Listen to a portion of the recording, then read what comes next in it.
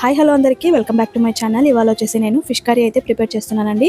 Already మన ఛానల్లో అయితే లాంగ్ వీడియో ప్రాసెస్ ఉంది, బట్ సండే స్పెషల్గా మళ్ళీ ఇంకొకసారి మీకోసం ప్రిపేర్ చేసి చూపిస్తున్నాను. మీరు కూడా ఒకసారి ట్రై చేసి ఎలా వచ్చిందో కమెంట్ చేయండి. చాలా సింపుల్ అండి.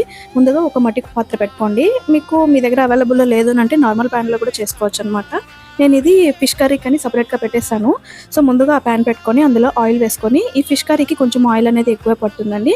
ఆయిల్ వేసి ఆవాలు, జీలకర్ర, అలాగే కొద్దిగా కరివేపాకు, సన్నగా చాప్ చేసి పెట్టుకున్న ఆనియన్స్, టమాటోస్ ఇవన్నీ సపరేట్గా పెట్టుకోవాలి. వాటికంటే ముందుగా మనమైతే వెల్లుల్లిని అలాగే వేసుకుంటామండి. టేస్ట్ చాలా బాగుంటుంది. దంచి వేస్తే ఒక టేస్ట్, మనం అలాగే ముడిగా వేసామంటే కూడా అది ఇంకా టేస్ట్ చాలా బాగుంటుంది అనమాట. అది కొద్దిగా ఫ్రై అయిన తర్వాత ఆనియన్స్ వేసి, ఆనియన్స్ అనేవి కొంచెం మెత్తబడిన తర్వాత టమాటోస్ కూడా అందులో వేసి బాగా ఫ్రై చేసుకోవాలి.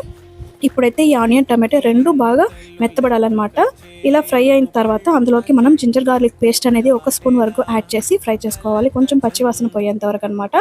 ఇప్పుడు ఇందులోనే కొద్దిగా పసుపు, మన రుచికి సరిపడ్డ కారం అయితే వేసుకోవాలి. నా దగ్గర ఉన్న కారపొడి కొంచెం కారం తక్కువే ఉంటుంది, అందుకని చెప్పేసి నేను ఒక 3 స్పూన్ల వరకు వేసాను. మీరు మీ స్పైసీనెస్ని బట్టి అడ్జస్ట్ చేసుకోండి.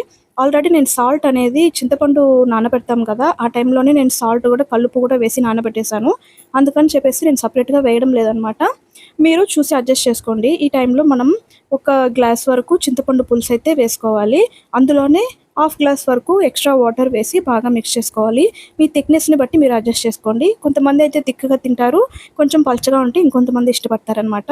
అది చూసుకొని మీరు అడ్జస్ట్ చేసుకోండి. నాకైతే ఈ కన్సిస్టెన్సీ సరిపోతుంది కాబట్టి ఇప్పుడు ఇందులో కొద్దిగా గరం మసాలా, కొద్దిగా జీలకర్ర పొడి, అలాగే మనం ముందుగా కడిగి పెట్టుకున్న ఫిష్ అయితే మీకు చూపిస్తున్నాను. ప్యాన్లో ఉన్నది వచ్చేసి ఫ్రై కోసం తీసిపెట్టింది. ఇప్పుడు నేను ఇందులో వేస్తున్నది పులుసు కోసం అండి.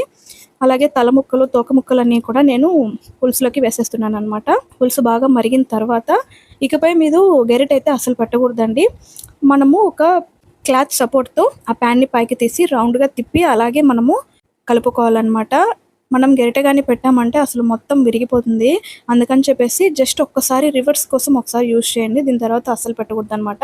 ప్లేట్ కూడా వేయాల్సిన అవసరం లేదు. ఆల్రెడీ మనకు పులుసు అనేది బాగా మరిగిపోయి ఉంటుంది కాబట్టి చేపలు అనేది వేసిన తర్వాత ఒక 5 మినిట్స్ వరకు హై ఫ్లేమ్లో మంచిగా ఉడికించాలన్నమాట.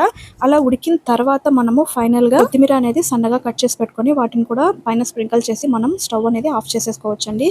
ఇది వేడివేడిగా తినడం కంటే కొద్దిగా చల్లారిన తర్వాత రైస్ వేడిగా పెట్టుకొని ఈ పులుసు వేసుకొని తిన్నామంటే చాలా బాగుంటుందండి. ఇంతకీ ఈ చేప పేరేంటి నేను చెప్పలేదు కదా, వవ్వాలండి. అంటే మీ సైడ్ ఏమంటారో నాకు తప్పకుండా కమెంట్ అయితే చేయండి. చాలామంది వవ్వాలు అనేది పులుసులోకి బాగుండదు, ఓన్లీ ఫ్రైకి మాత్రమే బాగుంటుందని చెప్తుంటారు. నేను ఇవాళ అయితే సెకండ్ టైం ట్రై చేస్తున్నాను. ఆల్రెడీ ఒకసారి ట్రై చేస్తాను, బాగుంది కాబట్టి మళ్ళీ చేస్తున్నాను. ఈ వీడియో కనుక మీకు నచ్చినట్లయితే లైక్ చేసి ఛానల్ని తప్పకుండా సబ్స్క్రైబ్ చేసుకోండి. మరిన్ని కుకింగ్ వీడియోస్ కోసం నా ఛానల్ని ఒకసారి విజిట్ చేయండి. Thank you for